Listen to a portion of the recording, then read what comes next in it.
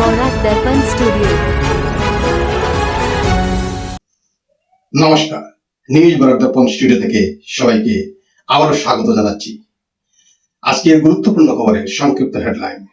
খানাপাড়ায় জাতীয় পতাকা উত্তোলন, মুখ্যমন্ত্রী ডক্টর হেমন্ত বিশ্ব শর্মার উন্নয়নের রূপরেখা ঘোষণা। শিবসাগরে বন্যার ক্ষতিপূরণের দাবিতে বিধায়ক অখিল গগৈয়ের 8 ঘন্টার অনশন। সরকারি কর্মীদের কড়া হুঁশিয়ারি মুখ্যমন্ত্রী ডক্টর হেমন্ত বিশ্ব শর্মার। 104 বছর বয়সে প্রয়াত প্রবীণ স্বাধীনতা সংগ্রামী অনুরাম Barua.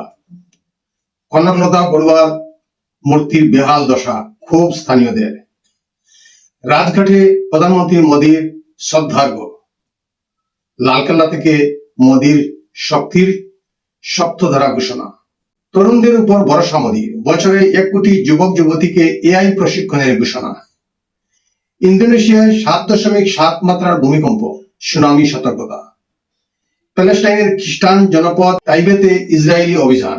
তালিবানের victory day. 17 August Afghan দূতাবাসে অনুষ্ঠান। বিস্তারিত প্রতিবেদনে। গৌহাটি খানাপাড়ায় 80তম স্বাধীনতা দিবসের কেন্দ্রীয় অনুষ্ঠানে জাতীয় পতাকা উত্তোলন করেন অসমের মুখ্যমন্ত্রী ডক্টর হেমন্ত বিশ্ব শর্মা। ভাষণে তিনি জানান, আগামী নভেম্বর থেকেই অসমে স্থাপিত সেমিকন্ডাক্টর প্ল্যান্টে চিপ উৎপাদন শুরু হবে। পাশাপাশি রাজ্যে আরো 8টি নতুন মহকুমা গঠনের ঘোষণা করেন তিনি। মুখ্যমন্ত্রী জানান, 2028 সালে সুকাফার অসমে আগমনের 800 বছর পূর্তি বিশেষভাবে উদযাপন করবে রাজ্য সরকার। স্বাস্থ্য ক্ষেত্রে 18 বছরের কম বয়সী শিশুদের বিনামূল্যে চিকিৎসা এবং 50টিরও বেশি জটিল রোগ শনাক্তকরণের ব্যবস্থার কথা ঘোষণা করেন তিনি। 15 আগস্ট স্বাধীনতা দিবসের দিনেই শিবসাগরের বিধায়ক অখিল গগৈ বন্যায় ক্ষতিগ্রস্ত পরিবারগুলিকে উপযুক্ত ক্ষতিপূরণের দাবিতে 8 ঘন্টার অনশনে বসেন।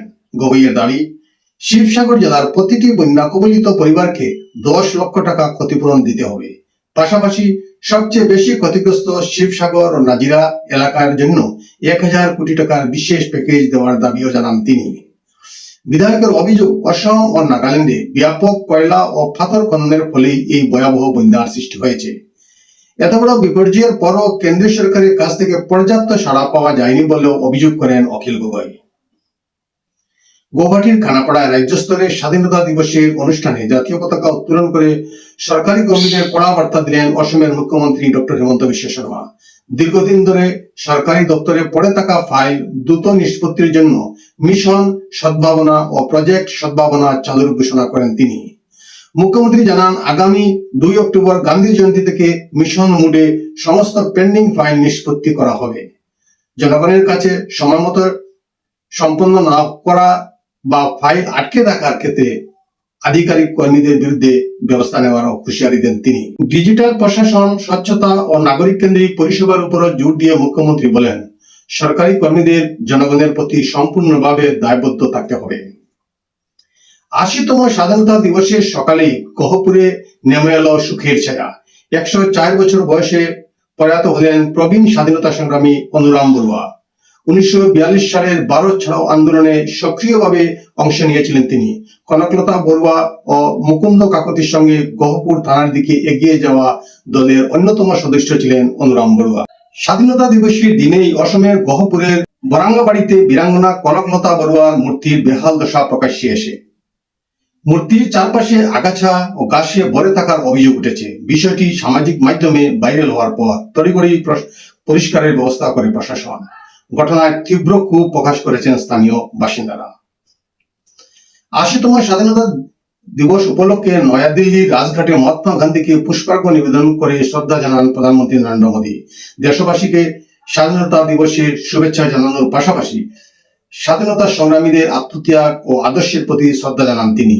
বিকশিত ভারত গড়ার সংকল্পে দেশ এগিয়ে চলছে বলেও উল্লেখ করেন প্রধানমন্ত্রী। লালকেল্লার ঐতিহাসিক দুর্গ থেকে প্রধানমন্ত্রী নরেন্দ্র মোদী শক্তির সপ্তধারার কথা ঘোষণা করেছেন। 2047 সালের মধ্যে বিকশিত ভারত গড়ার লক্ষ্যে উৎপাদন, কৃষি ও খাদ্য প্রক্রিয়াকরণ, প্রযুক্তি উদ্ভাবন, দ্রুত যোগাযোগ, প্রতিরক্ষা, অর্থনীতি এবং ভারতের সফট পাওয়ার, এই 7 ক্ষেত্রে জোর দেওয়ার কথা জানান তিনি। মোদী বলেন, ভারত শুধু বিশ্বের বাজার হয়ে থাকবে না, বরং বিশ্বের সরবরাহকারী হিসাবে উঠে আসতে পারে। দেশীয় উৎপাদন, শক্তিশালী করার পাশাপাশি গ্রিন ইকোনমি, ব্লু ইকোনমি এবং ভারতের তৈরি 6G প্রযুক্তি সম্প্রসারণের উপরও গুরুত্ব দেন প্রধানমন্ত্রী। আজ লালকেল্লা থেকে ভাষণ দিতে গিয়ে 80তম স্বাধীনতা দিবসে প্রধানমন্ত্রী তরুণ প্রজন্মের উপর আস্থা প্রকাশ করেন। 2047 সালের মধ্যে বিকশিত ভারত গড়ার ক্ষেত্রে যুব সমাজের গুরুত্বপূর্ণ ভূমিকার কথা তুলে ধরেন তিনি। তরুণদের ভবিষ্যতের জন্য প্রস্তুত করতে প্রতি বছর 1 কোটি যুবক যুবতীকে বিশেষ কৃত্রিম বুদ্ধিমত্তা প্রশিক্ষণ দেওয়ার ঘোষণা করেন প্রধানমন্ত্রী। পাশাপাশি আত্মনির্ভর ভারত, দ্রুত উন্নয়ন এবং নারী শক্তি, কৃষক ও শ্রমিকদের অংশগ্রহণের উপরও জোর দেন তিনি। ইন্দোনেশিয়ায় 7.7 মাত্রা শক্তিশালী ভূমিকম্পে আতঙ্ক ছড়িয়েছে। এখনো পর্যন্ত অন্তত 5 জনের মৃত্যু হয়েছে। পূর্ব ও পশ্চিম নুসা টেঙ্গারা ও সুলাওয়েসির উপকূলীয় এলাকায় সুনামি সতর্কতা জারি করা হয়েছে। উপকূল ও নদীর কাছাকাছি বাসিন্দাদের দ্রুত নিরাপদ উঁচু এলাকায় সরে যাওয়ার নির্দেশ দেওয়া হয়েছে। পশ্চিম তীরের প্যালেস্টাইনি খ্রিস্টান জনপদ তাইবেতে ইসরায়েলি সেনার বিরুদ্ধে জবরদখল ও হামলার অভিযোগ উঠেছে। স্থানীয়দের দাবি, হামলা ও অগ্নিসংযোগের পাশাপাশি কৃষি জমি, জলপাই বাগান ও জলের উৎস দখল করা হচ্ছে। পরিস্থিতি নিয়ে ভ্যাটিকান সহ বিভিন্ন খ্রিস্টান সংগঠন উদ্বেগ প্রকাশ করেছে। অভিযোগ, সংগঠনটি খ্রিস্টান পরিবার ইতিমধ্যেই তাইবে ছেড়ে যেতে বাধ্য হয়েছে। আফগানিস্তানে তালিবানের ক্ষমতা দখলের 5ম বর্ষপূর্তি উপলক্ষে আগামী 17 আগস্ট নয়াদিল্লির আফগান দূতাবাসে প্রথমবার প্রকাশ্যে ভিক্টরি ডে অনুষ্ঠান আয়োজন করা হচ্ছে। অনুষ্ঠানে কূটনৈতিক বিশিষ্টজন, আফগান সম্প্রদায় ও সংবাদ মাধ্যমের প্রতিনিধিরা উপস্থিত থাকবেন। ভারত সরকারের কোন প্রতিনিধি অনুষ্ঠানে যোগ দেবেন কিনা তা নিয়ে কৌতূহল তৈরি হয়েছে। তালিবান সরকারকে এখনো আনুষ্ঠানিক স্বীকৃতি দেয়নি ভারত, তবে সাম্প্রতিক সময়ে দুই দেশের কূটনৈতিক ও বাণিজ্যিক যোগাযোগে উল্লেখযোগ্যভাবে বৃদ্ধি পেয়েছে। আজকের প্রতিবেদনে এখানেই সংক্ষিপ্ত বিরতি টানছি। সবাইকে নমস্কার জানিয়ে বিদায় নিচ্ছি।